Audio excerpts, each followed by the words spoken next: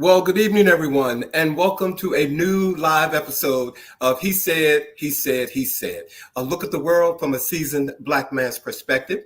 I'm your host, Alvin King, and it is Friday, September the 5th. It was a beautiful day, and as you can see, I dressed up a bit. I was a little under the weather earlier this week, and I thought, you know what would make me feel better? Dress up for the viewers, ladies and gentlemen. So again, welcome to our show tonight.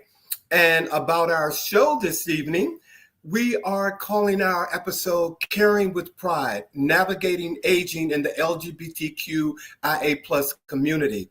And this is such an important conversation because for so many in our community, aging brings unique challenges. Whether it's finding care that's affirming, navigating housing options, or simply having access to resources that understand who we are and what we need. Now, while our focus tonight is on the LGBTQIA plus community, we also recognize that aging is a universal experience. No matter your orientation or identity, we all share the need for dignity, support, and resources as we age. That's why we here at He Said Live, we want this platform to be a resource for everyone because aging is something that unites us all. And at the center of tonight's conversation is an organization that I have come to love, Seabury Resources for Aging, an organization that models its work around four powerful pillars: good housing, good food, good community, and good resources. And to help us have this conversation tonight and unpack what Seabury Resources does, we are so honored to have with us Christine Bitzer, Program Manager for Care Management at Seabury Resources for Aging. Christine works directly with individuals and families to make sure that the older adults can age with dignity, independence, and support. And we're also joined tonight by Bridget Johnson, Outreach Community Partners Manager at Seabury Resources, who will highlight the many other programs Seabury offers. Programs that range from transportation for seniors to housing, to support for the visually impaired, and of course, initiatives that are specifically tailored for the LGBTQIA plus community. Together, we're going to talk about what it really means to care with pride and why organizations like Seabury Resources are so critical to the lives of our elders. We hope and we know that you'll not only gain insights tonight, but also be inspired to learn more about Seabury Resources and how they can support you, your loved ones, your friends, and your community, ladies and gentlemen. And, you know, I would be remiss tonight if I didn't say this before I bring on my partner in crime. September is recognized as Prostate Cancer Awareness Month, a time dedicated to underscoring the importance of early detection in the fight against one of the most common cancers affecting men. Prostate cancer, when identified at an early age, is highly treatable, with survival rates significantly increasing through timely medical intervention. Men are my brothers, you are strongly encouraged to consult with their healthcare providers about appropriate screening, including the PSA blood test or clinical examinations. These measures are particularly vital for men over the age of 50 and for those over 40 with individual risk factors such as family history or underlying health care or health concerns. Early detection not only saves lives, but also preserves quality of life. Therefore, during this month of awareness, let us each take a moment to encourage fathers, brothers, husbands, and friends to prioritize their health by scheduling their screenings. Prostate cancer awareness is not simply a matter of statistics, guys. It is a matter of protecting the lives of the men that we value most. So please get your screening. And thank you all for being here tonight. And I mentioned the word value, and I don't do the show without these guys. I really do value them. So if you all are ready, let's get on with the chat.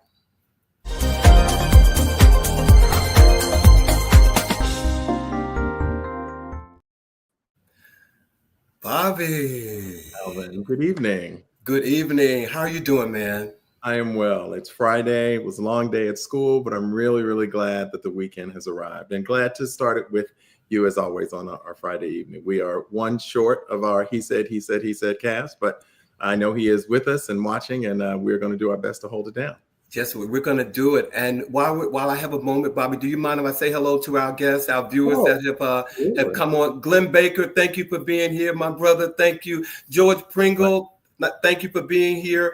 Let me see who else. Rose, thank you for being here. Sean, thank you for being here. We really appreciate you guys joining us tonight. We have a great show. We do. We have a great show because in a lot of ways, our show tonight it's about us, Bobby. It's very much about us. We had the opportunity to speak with our guests a little before we came on air, and we were both talking about the fact that this show is something that really has a very personal value to us as well, given our maturing time of our journey here, as we say. Well, for those of you who were following Bobby and I earlier this year, Bobby and I did our first red carpet. And our first red carpet was for Seabury Resources. So we have a few pictures from that moment that pretty much put us in touch with Seabury Resources. Yeah. So take a look. This is my partner in crime and George. George is like my display du jour individual. I don't do a show. I don't do anything without him. But this we were getting our spacing and everything together there. Yeah. Mm-hmm. Bobby and I, before the show started, advertising as we do. And so this was a very fun night. And it was the first time that Seabury had a red carpet. And so little did they know, we were about as green as that red is on that carpet, Bobby. But it was so special to be a part of World Pride in that way. I mean, it was such an honor and such a special treat for us. And yeah, we had a good time. And we met some amazing people. This gentleman, he actually was the event planner for the event, and he just did a spectacular job. And we got a chance to spend time with him.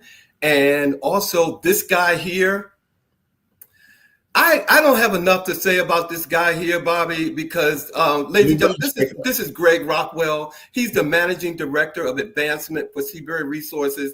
And that smile is real, okay? He's a mover and shaker. Great guy. And we have a couple more pictures. We met a queen that night, a real queen. Yeah. A couple of queens that night. We met some queens that night. I'll leave that right there.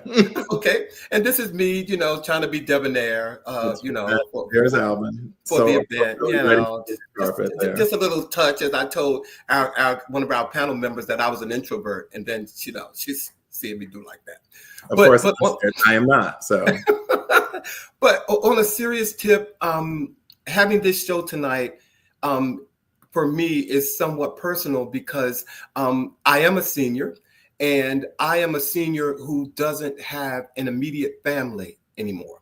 All of my siblings have passed away. My parents have passed away, and though I have nieces and nephews, I am like I never imagined that I would be the sole person or the last person. So having an organization like Seabury Resources and know what they do and what they provide is somewhat personal for me. And it's a rare exception, but actually true, that Alvin and I have that in common. I too have lost all the members of my immediate family, my parents, and both my brother and sister. And while we are both blessed with an extraordinary village of people who love and care for us, when we talk about the loss of our immediate family, we are certainly not saying that we are alone, because our circles overlap. And as I said, we've known each other for over 40 years. And so we have many, many, many friends in common. And what I know to be true is that Alvin and I are terribly blessed to have an extraordinary village of people who know and love us. And yet it is the reality that we are both over 60 and the sole survivors of our immediate families. And sometimes a lot of people don't know, and I don't expect them to know, but I didn't know that I would feel this way sometimes. And even with the closeness of our family that we have, you just spoke so highly of, you still yearn or you want for that family. But on the other end of that spectrum, you ask the question, who's going to take care of me? Absolutely. Absolutely. And we're going to look at that a little this evening about resources that are available to you here in the DMV in particular to support those who are aging gracefully. Mm-hmm. And Bobby, before we bring on our special guest, hold on for 1 second. Let me see. Michi's on here. She's like one of our premier viewers. Thank you. And let me see. I don't know. Oh, our brother in crime, Sean Nelson. He said, "Wow, I think that's Sean Nelson. I think that's the SN for Sean Nelson. Is that Sean Nelson? Our SN right now. Just thank you for being there, SN." You're welcome, Bobby. Before we, I was getting ready to come on, and it dawned on me that this is showing our age. 20 years ago this week was Hurricane Katrina. Wow. 20 years. 20 years. And when I thought about it, again, bringing this show into light and me and you, we are so blessed, Bobby.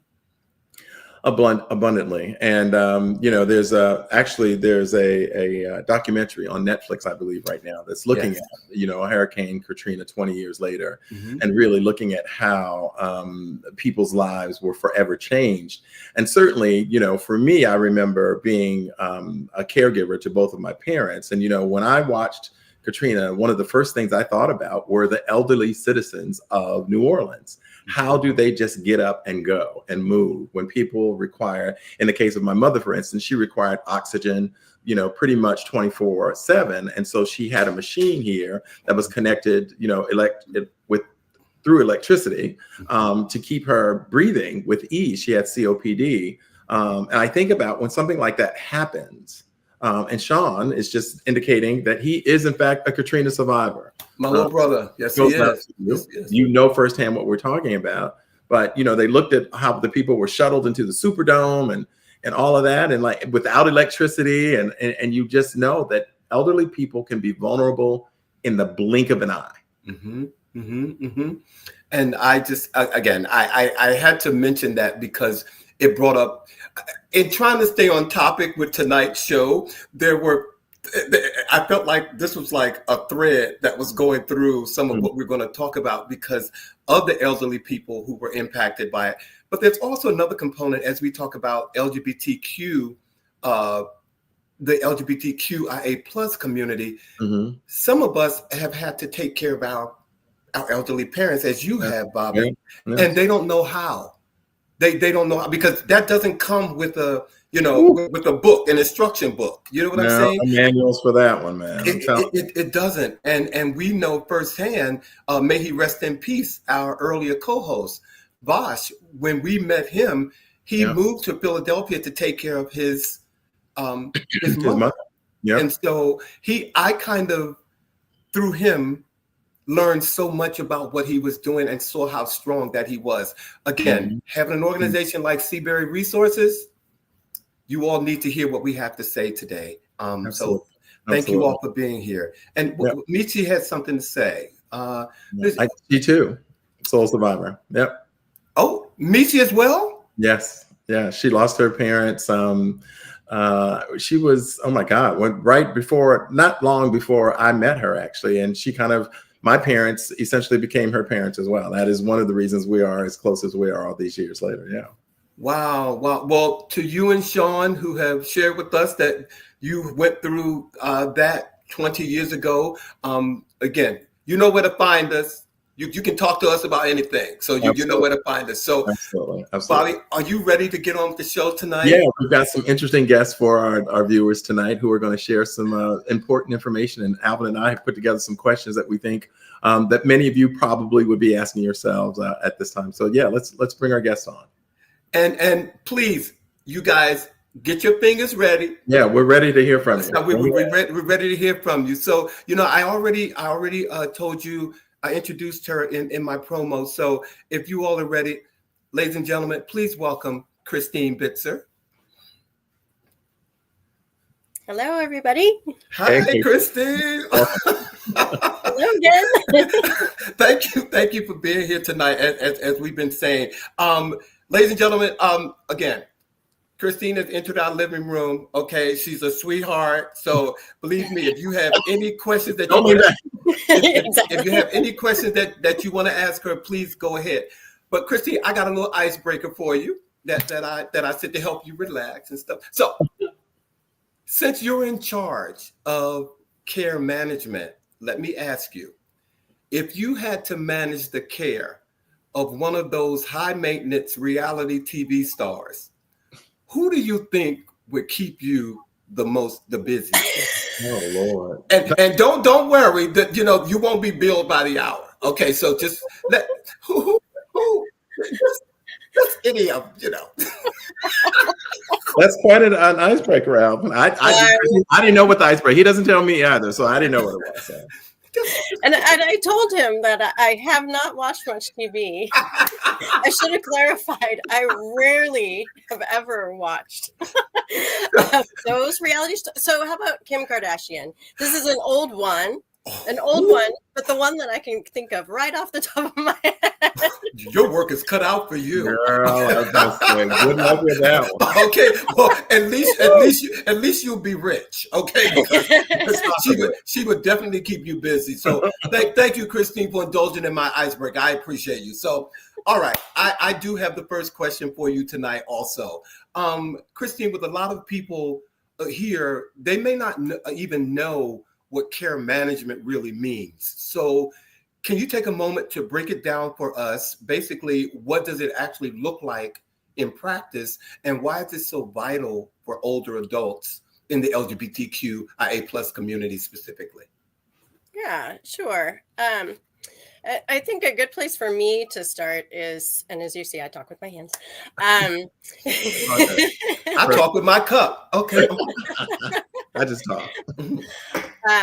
The reason why I, as a social worker, because I'm a licensed clinical social worker, why I wanted to get into what then was called geriatric care management, also to show my age, because that name changed like 15 years ago. So, was because care managers really look at the whole person. When we are caseworkers, we tend to be boxed into things. Like a hospital case manager does a ton of work, but their work ends as soon as you leave the hospital. A care manager is that thread that you were talking about that goes through everything. So we get to know our clients as individuals, get to understand what's important to them, get to learn about what their goals are.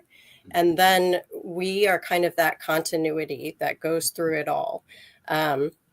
The Aging Life Care Association is our national association. Typically, care managers are nurses or social workers like myself, although they might also be gerontologists. They might be former senior living community administrators, things like that. And our role really is to bring that professional objective guidance to individuals, because there isn't a roadmap. We have these books about how do you raise a child. And there are starting to be books about how to work with your parent. There's not a lot, we just don't know about it until we're in the middle of it. You're in the middle of it. That's right. That's right. Until the crisis happens. Right.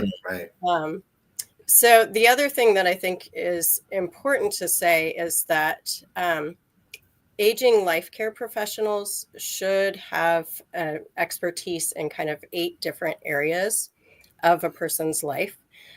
These include the obvious ones. Like, of course, we are kind of the advocates in the medical setting. We help the doctors connect to one another, help to make sure that they're getting to the appointments that they need to get to, the mental health, the cognitive status, things like that. But also the financial. What is this going to cost you? Who's going to pay for it? Right. And most of it is on your own. So what are the options that are out there with regards to, financing this? Housing options. A lot of people want to age in place. And I agree. I understand that.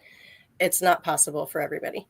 So then what are the options? What are the costs of those options? Families, the family dynamics, one of the things, even as a care manager, facing my parents getting older, my dad had some cognitive issues just before he died.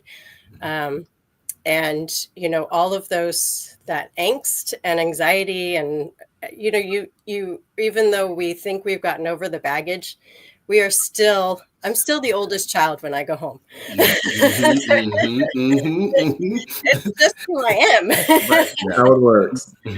And I've often kind of joked with adult children of older adults who are my clients, and they'll be standing behind the older adult and they'll be like, I just said that yesterday. Like,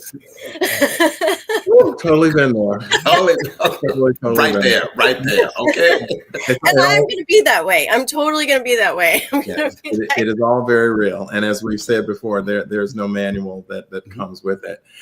Christine, I want to ask you about some of the specifics that impact the LGBTQIA plus community, and in particular around access of these resources, whether it's healthcare or housing, or just the most basic feeling of being respected in the process of gaining these resources. How does the CBERA step in and kind of address some of these issues head on? Yeah, and I think in some ways it goes back to what Alvin said, that these issues impact everybody. Of course, the LGBTQIA population has some different needs that need to be addressed. But I think, again, for us, it is really getting to know the person, getting to learn, like, who is your support network, like you were just talking about. Who is the family that is around you? Yes. What is your access to these benefits? Again, what does Medicare pay for? What does Medicaid pay for? Are there specific services out there that support the LGBTQ population, and how do you access those? If you go into, or if you use certain resources that are out there, are you going to be respected?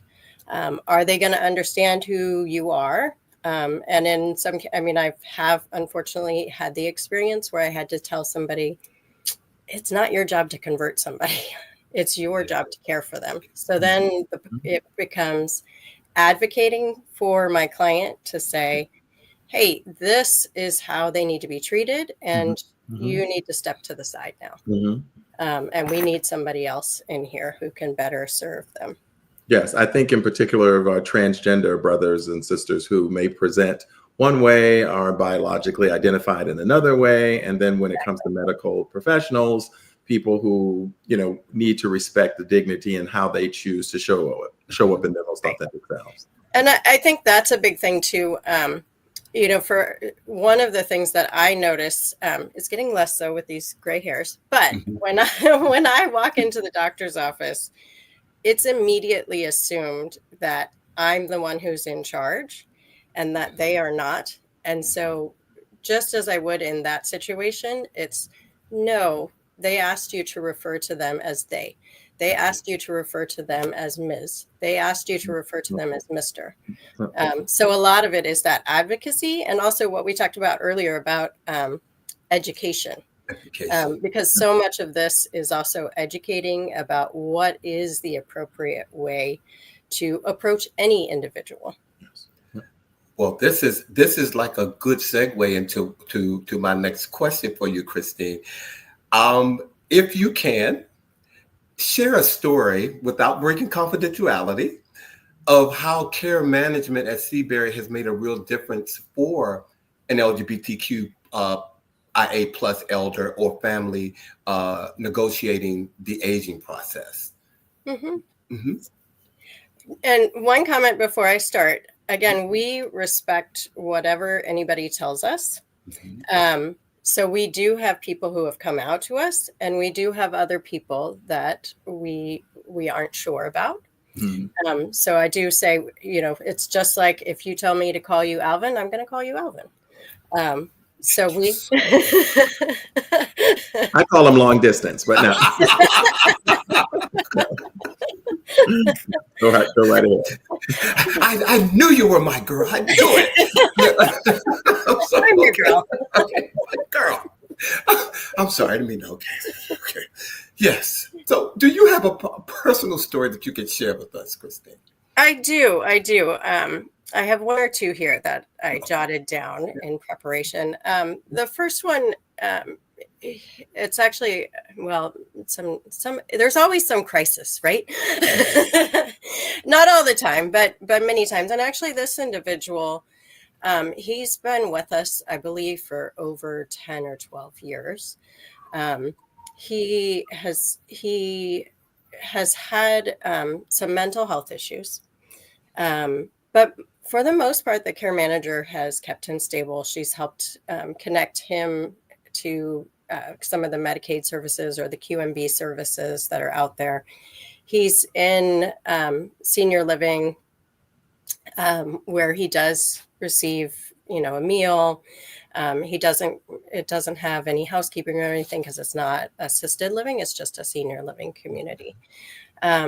She's managed to keep him stable. Our care manager has managed to keep him stable. But just this summer, actually, he was diagnosed with ALS. He very much felt like something was wrong with his dexterity. And the care manager listened to him and heard that, although other individuals had said, you're just being your crazy self. It's fine. She said, no, let's go get it. Let's go check it out. Mm-hmm. It turned out he had this ALS. And so she and our life enrichment specialist, we also have a companion service that comes in and engages individuals. This summer has been kind of a big change in his lifestyle because we're now looking at what kind of long-term care might he need. He was put on a feeding tube. He had to, clear out some storage units because he had a lot of stuff that he needed to downsize. Mm-hmm. And the care manager has been there to hold his hand, guide him through it, to help his circle of individuals understand this is what he needs. This is what his mental health situation needs for him to understand what's going on and to come to terms with that. And this is the support he needs. And so she's also helped kind of be that hub that connects everything and then make sure that it's continuing as it should be. And actually he's doing pretty well considering, like I said, it's a big change. And I know he has more changes to come. But it's been, I know I know the people who care for him have been really happy and felt supported and engaged. So, thank you. Yes. Wow. No, Bobby, before you ask your question, we have a couple of Sir Benjamin. Yeah. I've never met Sir Benjamin. Welcome to the show, Sir Benjamin. And Sir Benjamin says, can you take them to court? Case managers who bully their clients. I'm going to. That's a question for Christine. I'm sure. Sir Benjamin, I don't know. Christine, would you like to? You don't have to, but if that's, you don't have to answer that question. But that's a question that even makes me lean forward. So. Yeah, I hope I answer it correctly because when I see that, I see two different potential questions being asked there. So I'm going to ask them as I see them. And if it's not, I'm sure there can be some clarification.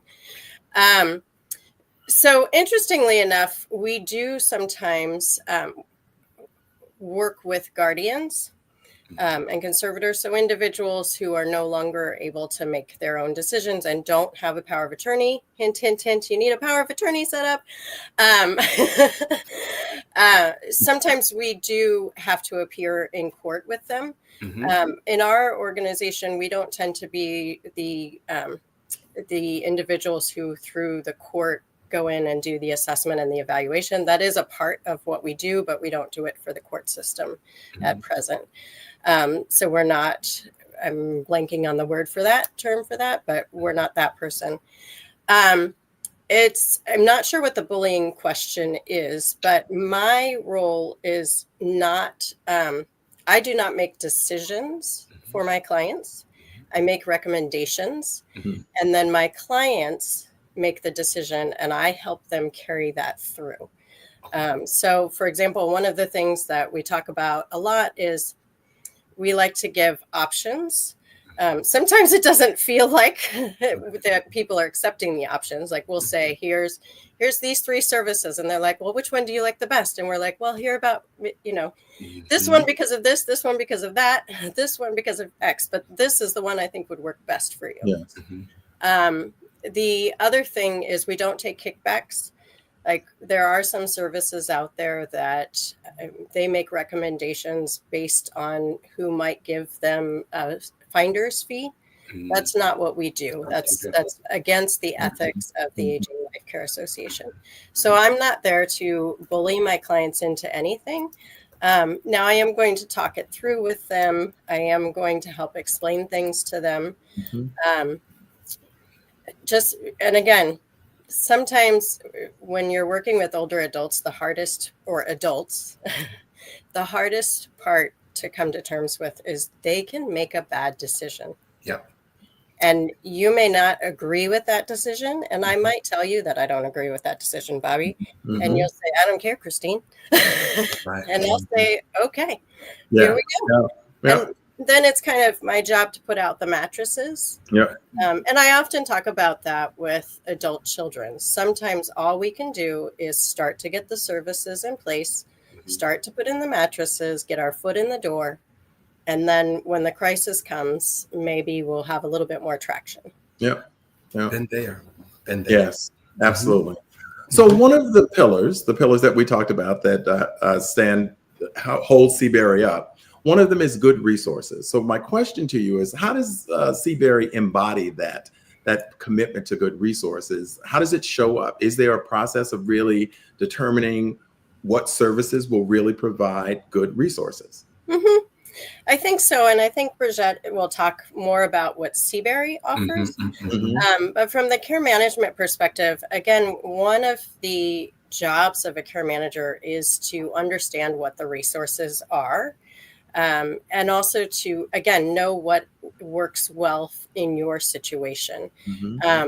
So, when we're looking at like what home care agency to bring in, how successful have they been with us? Do they communicate well with us? Do they communicate well with the family? Do they make changes when changes are requested? Same thing with senior living communities. Like, what is the service that they're paying for? And do they, so in many ways, it's sort of like a vetting process. And of course, there's always times when a client will bring a new service to us saying, they come to us with care already in place. And we suddenly say, wow, this organization provides great care. Let's start bringing that resource in for our other caregiver or other care partners. All very real. I've been there as a caregiver. Completely makes sense.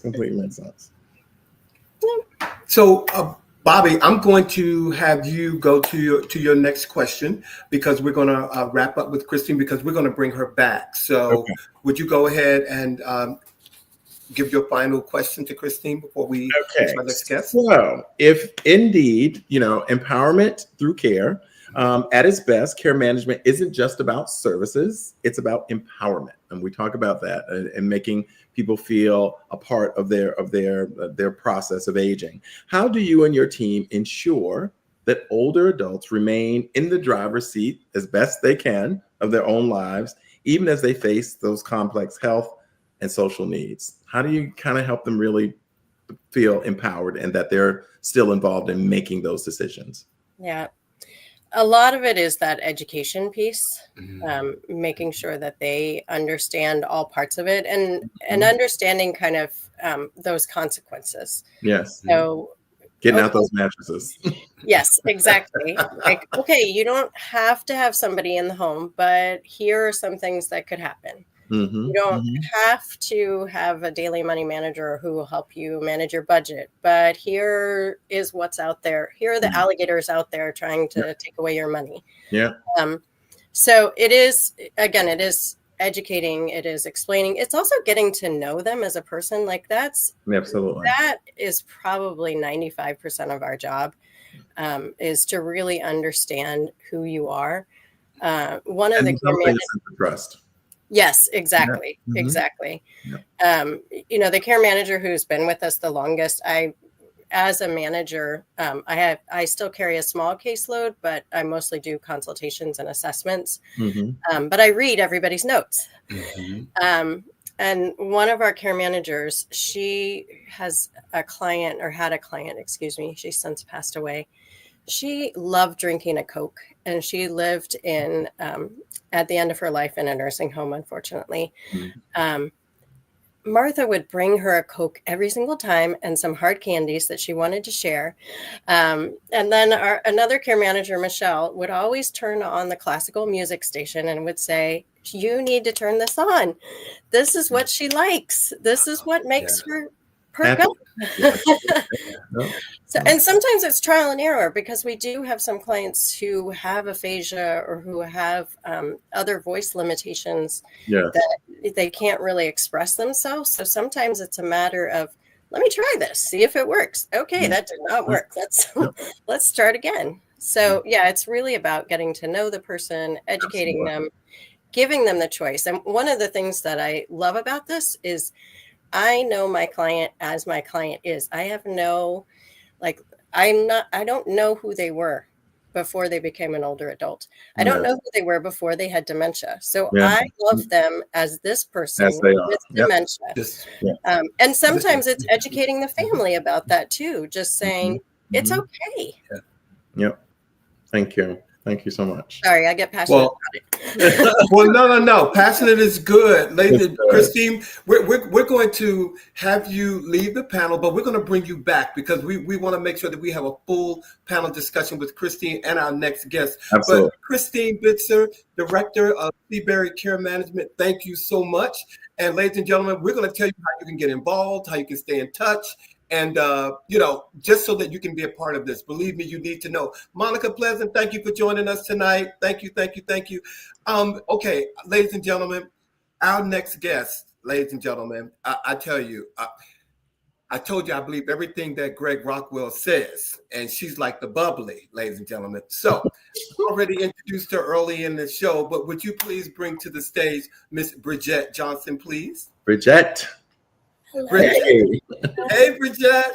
How you doing? I'm doing well. I'm excited to be here. Thank you for having us. We're happy to have you. Thank you. Like I said, this is the best part of my week. I have to say honestly, and you have to know my week to know that. But of course, I told you I have an icebreaker for you also. I'm sure you're very relaxed. But Bridget, you're all about outreach and connecting people. So tell me honestly, what's harder, getting the community engaged or getting everyone to agree on where to go to lunch in your office? Ooh.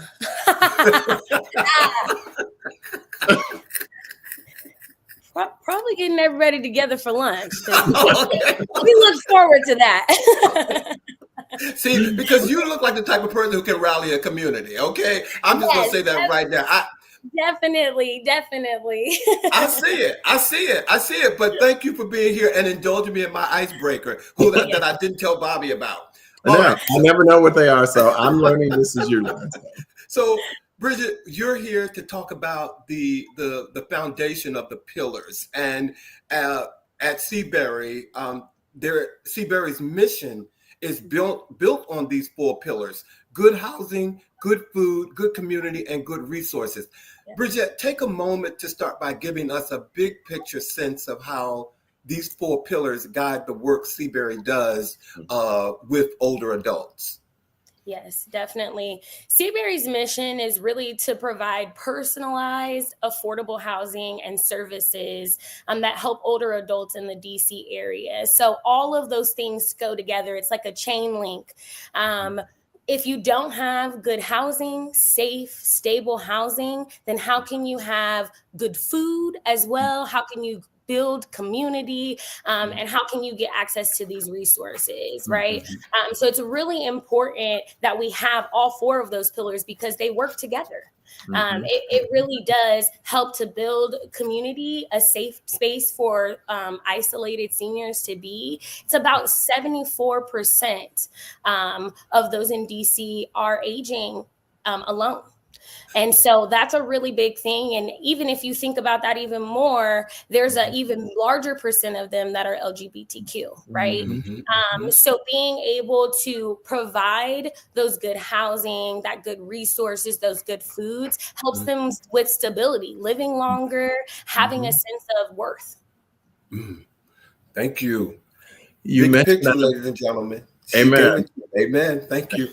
And you were talking about housing and stability, and that's one of the things that I wanted to touch upon. Obviously, specifically with the LGBTQIA plus community, many people may be surprised to know that it was as recent as May when Muriel Bowser cut the ribbon on Mary's House for older adults, the first dedicated LGBTQ plus affirming communal living space for seniors here in the district. And for those who aren't aware about that facility, it's 15 affordable apartment style units designed specifically to support LGBTQ plus seniors through housing, health, and wellness programs and access to community services. It's the first in the District of Columbia, and it's only 15 units. It's certainly a wonderful thing to celebrate, but it's 15 units, and we certainly know that the LGBTQ plus senior community is much larger than that. So it makes me beg the question, so how does Seabury Housing work helps secure and ensure that that older adults within this community can age safely and stably and with a sense of dignity? Yes, definitely. Shout out to Mary's House, because that is a great partnership that we have. And we've been doing a lot of work with them, presentations, bringing those resources directly to Mary's House, letting them know that we have safe transportation through Seabury Connector.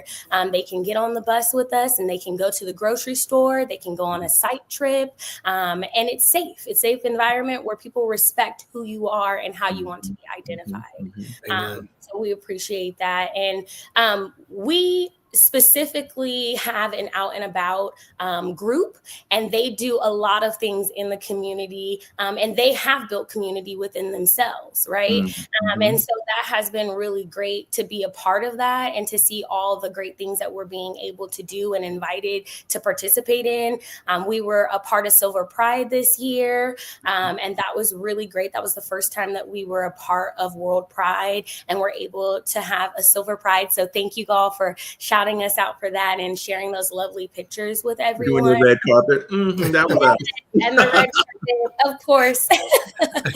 We love it. Yes, but like we said, it's personalized housing, right? So we have to get to know the individual to get to know what they need. And we want them to feel safe. So we are embedded in the community. We have a bunch of community partners. We work with the villages. We work with DACL.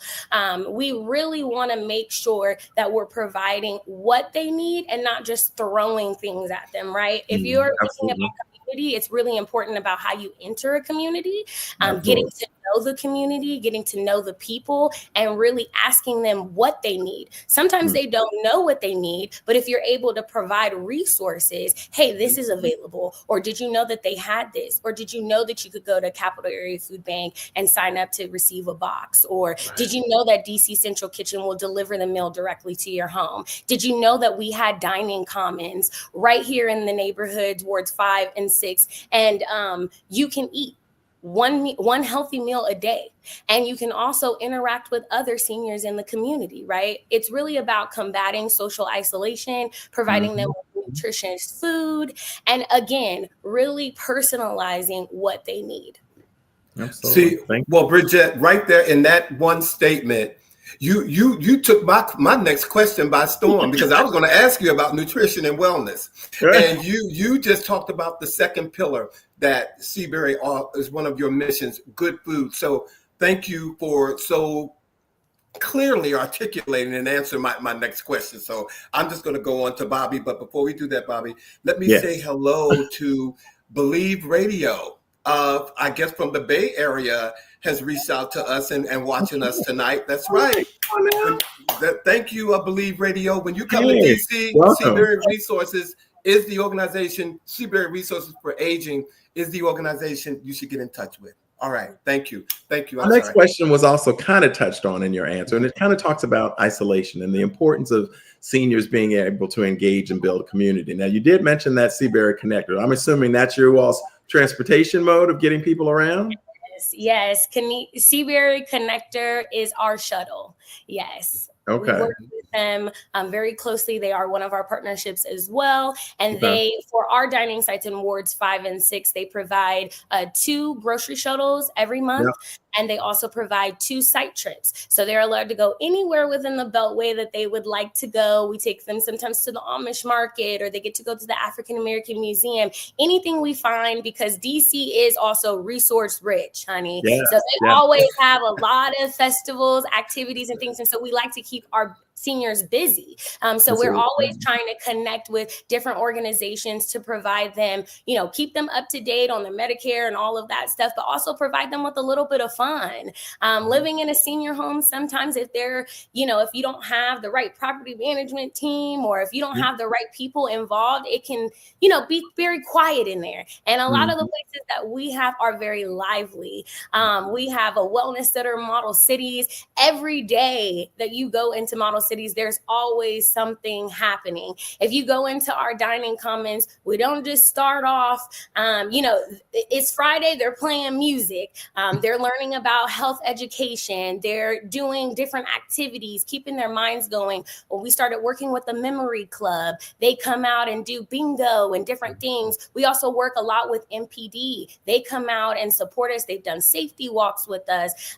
They've had, different activities with our participants. So it's just, we know that without the community, we wouldn't be able to be as successful as we are. And when I think about 101 years, I think about resilience, right? We in it, and we're going to continue to advocate for the voiceless, and we're going to continue to advocate for seniors, that senior resources are important, and that we want to respect those who are older than us, and we want to grow old, and we want to be respected, right, and grow with dignity. Absolutely. And aging in place is super important to us. You wouldn't want to move at 24, so I know you don't want to move at 74, right? And you want to get all of your belongings and trinkets. And so we want to be able to provide you with the resources so that you can age right where you are. I love it. I love it. Ladies and gentlemen, it is almost like Bridget is reading my questions right out of my head. Take them right on out. I'm like, okay. So she has outlined the resources that the pillar of resources that Seabury provides. She just outlined. Once again, thank you, Bridget, for doing that so eloquently. I appreciate it. So I'm going to ask you, since we asked the same of Christine, ask you, do you have an anecdote, one story that you can share with us of an example of how these things kind of came together and really impacted, changed the life of one of your senior citizens? Yes. I can think of one that I actually spoke with this week. Okay. That's the one that stands out to me the most. She was very isolated and rarely left her apartment. And after connecting her with the program, she began to attend a lot of our trips and our social lunches. And she even started to volunteer at the site. And this week, she told me that the program gave her back a sense of purpose and reminded her that she still had so much life left to live, right? Watching her blossom from someone who may have been lonely to being fully engaged was a reminder that the work that we do matters.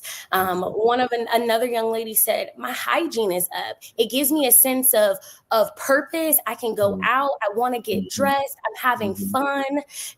So those are the type of things that help me understand and believe in community and service. Absolutely.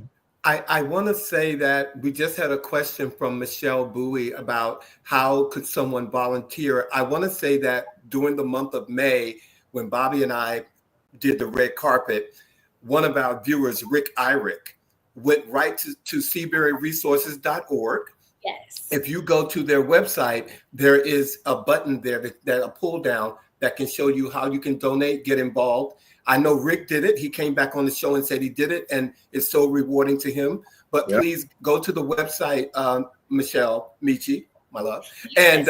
and donate or see how you can volunteer.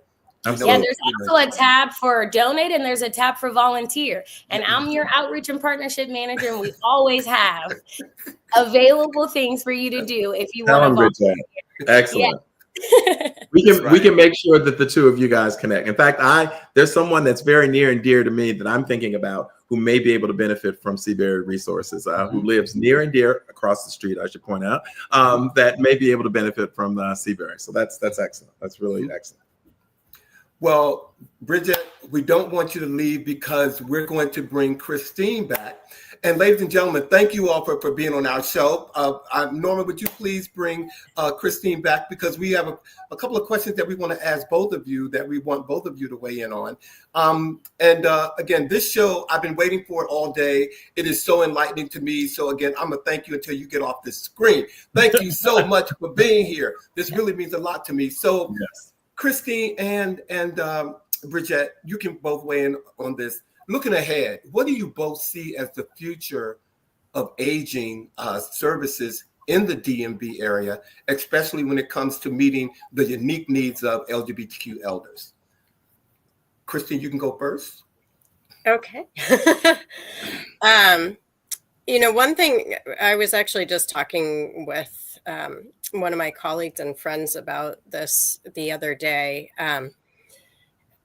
The services that are available in the DMV, especially for the LGBTQ community, it's really on people's radar. Things like Mary's House, thanks for mentioning that, because I had meant to say something about that as well. That is... He said. Exactly. That is super exciting. Like, I cannot imagine. I'm hopeful that will happen elsewhere in the United States, but I feel like that's just the beginning. That there will be other communities like that. SAGE, they have their education session for individuals to become SAGE certified, indicating that they understand, they've learned about. Hopefully, they've gained some cultural understanding of the LGBTQ community, how to help them age with dignity.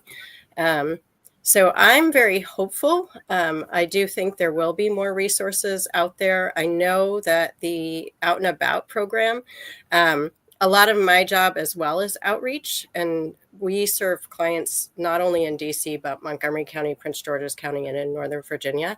And the Out and About program is what everybody asks about. We just need to find a grant that will take it into those communities. But that's what people are excited about, is they want that community, they want that interaction, and they want it for the Silver Pride. So that's kind of my response. Well, we're going to keep our fingers crossed. How about you, Bridget? Definitely. I'm thinking about resilience. There's a lot going on in the world, but we all have to age, and we want people to respect us and love us and be well taken care of, right? And so I don't think that that's going to go away. And I think that thinking about those who work with Seabury and for Seabury, I think about people who have love and service in their hearts. Absolutely. And so they're going to keep going, and we're going to keep advocating, and we're going to keep talking about how important it is, right? Because we all are going to get older. Yeah. And we want to be respected and cared for. And what we're doing in care management and being able to connect, as a transplant, my family lives in California. So the fact that I can call Seabury and be a part of the care management program and have someone look out for my father or look out for my mother or my cousin, that's amazing. That's not just something that affects us in DC, but nationwide, right? And so I think that, again, it's the passion that we have and the love that we have for what we do. It's service all the way around. And so we're just going to keep trucking. And, we have a lot of things that are going on again with cuts and stuff, but we believe that, we are going to connect with the right people, and they're going to help us move forward. Is there any question why she is the outreach coordinator? There's no question. Like I said, for those of you who can't make your minds up for lunch, you all just don't need to eat, okay? So we touched base a little bit on utilizing the website as a means of getting in connection with CBERI. Are there other ways? Can people is there a facility, a spot where people can drop by? And just for clarification, who's eligible for it? Is it all over the city? Is there a certain age? Like, tell us a little bit about that, the importance of that ability to connect. Who's eligible, and is the website the best way to do it? Are there other ways? Yes. So 55 and up, eligible, right? All over the city, out and about, doesn't have any boundaries. We are willing to connect with anyone who lives in the District of Columbia, in the DMV area. We're willing to connect with them and provide community for them. So that is not something that has any borders for us. As for like some of our dining commons and different things like that, there are, different stipulations that we have because of our grants. But we are still very much so welcoming those, anyone to come. You could go to our website and look at different options for you to volunteer. They also have where you could participate in one of those dining commons. Our transportation also just got a grant from AARP where we're able to service. Yes. Come on, AARP. Come on. I hope y'all watching tonight. Come on, AARP. Yes. So able to service the community in Ward 7 and 8, and we're proud of that. So, we're just expanding. We're getting bigger and better. And, the slower we are, we just fix what we have to do and structure it better and then move forward and grow and grow and grow. And so we're looking forward to something that went from, the shuttles just for our dining commons in Ward 5 and 6 are now being able to service other people in the community. Right. So I just, we're looking forward to the future and what it can become. Come on now. Come on. Well, look, first of all, our guest correspondent, Sean Nelson, is one of the commissioners in DC. So I know that for Ward 5, I think he's in Ward 5. So hearing what you just said, Sean, I know you got your hands raised up. You're doing cartwheels in the living room. Okay, I know you are. I'm thinking that SN is Sean Nelson now that I think. That's what I'm thinking. It is him. So I do have. Can I add about care management? Oh, I'm sorry. Yes. Sorry. Absolutely. Yeah. So our service, like I said, we go throughout the DC metro area. We tend to work with older adults, again, 55 plus and up. At times we might accept somebody who has a disability. There was a question earlier that I saw flash up on the screen right before I disappeared. So I wanted to address that real quick. What was that? So care management is a fee for service. It isn't covered through insurance and other things. It tends to be private pay. We try to keep our rates affordable, but they are a professional rate. So it's $180 an hour. Our life enrichment services, which, again, can help a client go to medical appointments, can engage them, that's $75 an hour. But one of the things that makes CBERI unique and kind of wraps back into that is that 20% of our hours come from are funded through our equity fund. So we always make sure that as people spend down or different members of the community, we try to have slots available that we can reduce that fee down even further. In fact, I was just helping Greg, Mr. Greg, your favorite, kind of run some numbers. And this year, some of our funds we've been able to provide 3 times more hours than they would have been able to afford on their own. So again, there often is a wait list for that, but it's there. That's one of the reasons why we fundraise, why we look for grants and things like that. But we don't have restrictions. So if you end up in rehab in Maryland, but you're from DC, we're going to try to bring you back home, and we're going to be in Maryland advocating for you. Absolutely. And vice versa as well. So same what Brigitte said about, we're caring for people kind of nationwide. We're caring for people's people nationwide. This is so powerful. So very powerful. Thank you so much. Let me tell the viewers, it is 8 o'clock and we are such a stickler about time, but as I told you, there's some shows that you all get mad that we end on time. But this is one of those shows I know you don't want us to end on time. So we're gonna go a few more minutes because we're gonna wrap up with Christine and Bridget, but before we let them go. So if you all could quickly answer this question here, and I gotta move it into politics just a little teeny bit. And but I know you're going to go there. I just wanted to point out to Bridget that our viewer, Michelle Bowie, also says she's going to be reaching out to you about Trinity, Washington University's service fair that's coming up September 18th. So a connection made here on He Said, He Said. We just love that. Okay. Sorry, Alvin. Go right ahead. No, that's all right. You're good. So for Bridget and Christine, if you could share one message with policymakers and local communities about what it takes to truly support seniors with pride, what would that message be? Bridget, you want to go first? Ooh, Christine, you're gonna put me on the spot like that?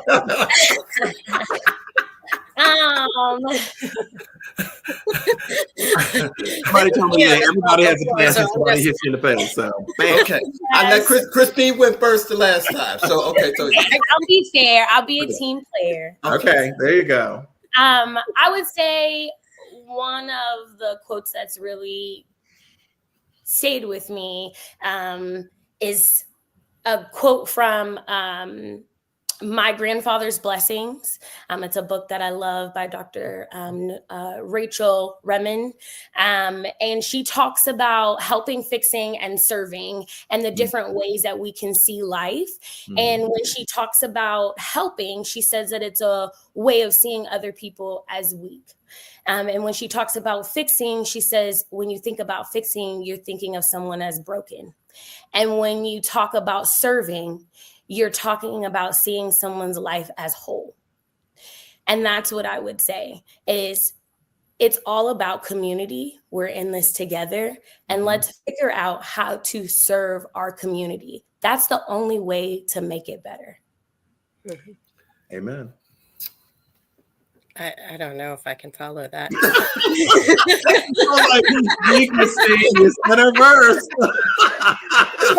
But the one thing I would say that you all already said, yes, we are all going there. We're all going there. There is no way out of here unless you go through the aging process. Right. There's only one alternative, and that's not getting older. So exactly. True. So let's, like Bridget said, let's take care of one another. Let's be a community. Let's be a nation. Yep. And take care of one another. Absolutely. Well, first of all, as I told you, I am on cloud 200 now because Bridget Johnson and Christine Bitzer from Seabury Resources has blessed He Said. So thank you both for being here. We're going to close the show with you, but we're going to have you go backstage, and then we will bring you back so we can formally close the show. But ladies and gentlemen, put some clicks up in there for Bridget Johnson and Christine Bitzer from Seabury Resources. Go ahead and participate. Okay, that's it. Yes. Thank you. Oh my goodness. Hey, Emerson, thanks for tuning in tonight. I see you. Hey, Emerson. Hey, Katura Johnson. Thank you. I love that name right there. Tahira Wiley. Rose, thank you so much. Thank you all for being here. Well, ladies and gentlemen, before we let you go, thank you all for hanging with us. Oh my goodness. You know, some shows we just got to take beyond the time. But next week on September the 12th in our We See You, we're bringing back a brother who's young, gifted, and Black. He is breaking boundaries, and our show is The Creative Impact of Calvin Michaels. You all have to sing. He is a triple threat in many ways. And so you all will have to tune in. I'm telling you, young, gifted, and Black. Calvin Michaels will be here with us next week. And I know you all, unless you're living under a rock, you all must know.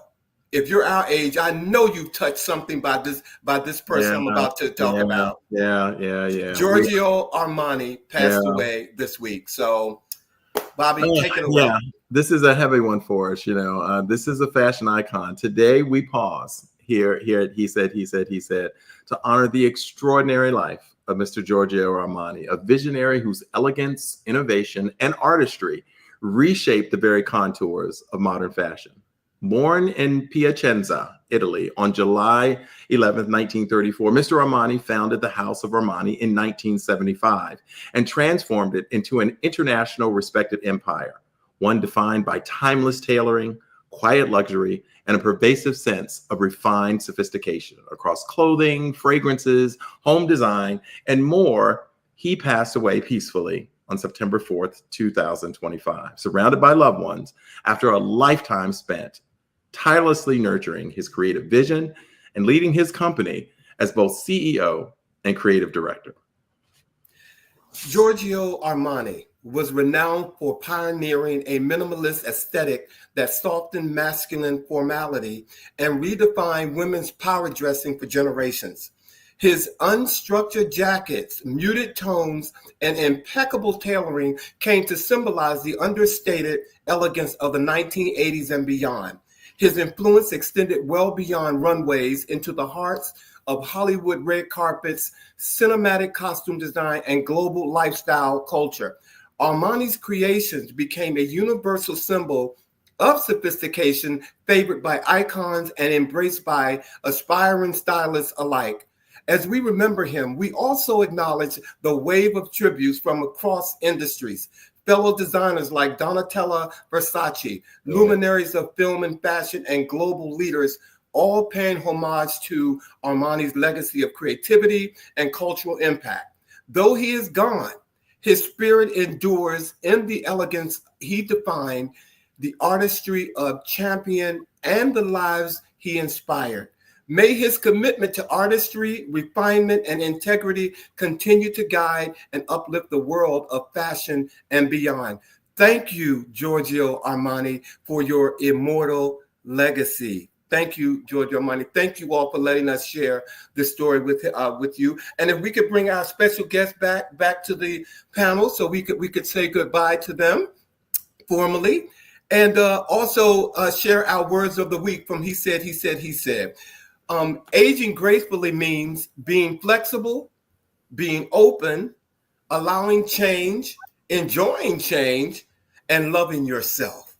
And if you can't do that, like RuPaul said, if you can't look, I'm not going to quote it because she'll get me. Okay, but love on yourself. But I want to say once again, thank you, viewers, for joining us tonight, and especially thank you to Seabury Resources for aging. For being here tonight, and our special guests, Christine Bitzer and Bridget Johnson. Yes. Thank you all for having us again. Absolutely. Thank you. Well, ladies and gentlemen, it's about that time. We got to go. So we will see you all next week on a brand new episode of He Said, He Said, She Said. Okay. All right. She said tonight. Thanks, everybody. Take care now. Have a great weekend. Bye.